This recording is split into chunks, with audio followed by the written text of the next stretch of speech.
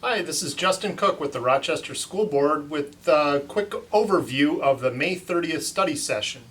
On this evening, the Rochester School Board heard about the district's co-design process to pursue an innovative approach to engaging the community and reaching out to diverse perspectives. The co-design process was an innovative project to intentionally pursue perspectives from our rich, diverse community, funded through a grant from the Chan Zuckerberg Initiative and facilitated with expertise from the University of Minnesota. The group met 4 times with a set of community stakeholders. There were students, teachers, parents, siblings, school leaders, all represented. They were intentionally recruited to be reflective of our community. This group identified several guiding principles that are already being used to inform the district's work in promoting deeper learning opportunities for all students throughout our district, for our students to meaningfully engage with their educational journey. The themes that emerged from this process were prioritizing authentic relationships between students and trusted adults, as well as enhanced peer-level relationships, applied learning and experiential learning opportunities to really lean into that deeper learning framework of allowing for creativity and mastery in the subjects that the students are pursuing.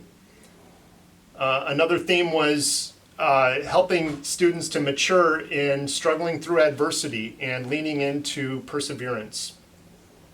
And also providing a sense of both physical and psychological safety.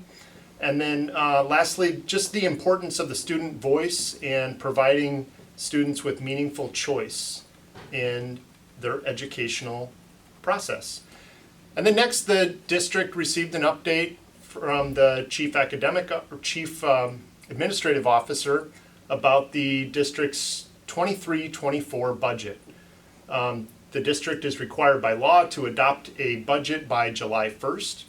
And so tonight was an opportunity to really go into the details of the district's recommended budget so that the school board can further consider that before the July 1 statutory deadline. The district's budget includes separate funds for specific purposes. So there are funds for food service, student activities, debt service, building construction, insurance, and so on. But the bulk of the district's discretionary expenditures fall under the general fund.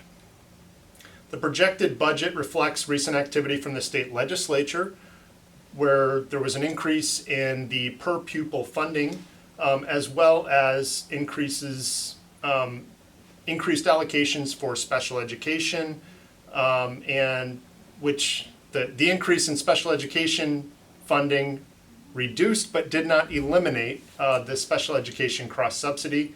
There's also an increase in compensatory funding, which is based on the number of students eligible for free and reduced lunch.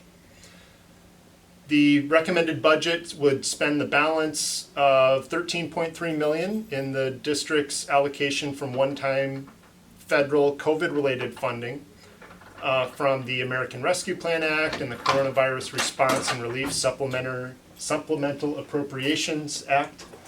At the same time, the district administration is recommending that the board continue to implement the budget reduction strategy that the board chartered earlier this year, which amounted to an overall reduction of $14 million through a combination of reducing contracted services and expenses, and also significant reductions in staff positions.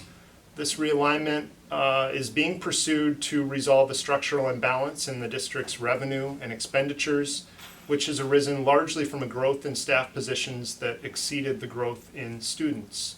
In total, this strategic budgetary realignment resulted in reductions of 104 full-time equivalent positions.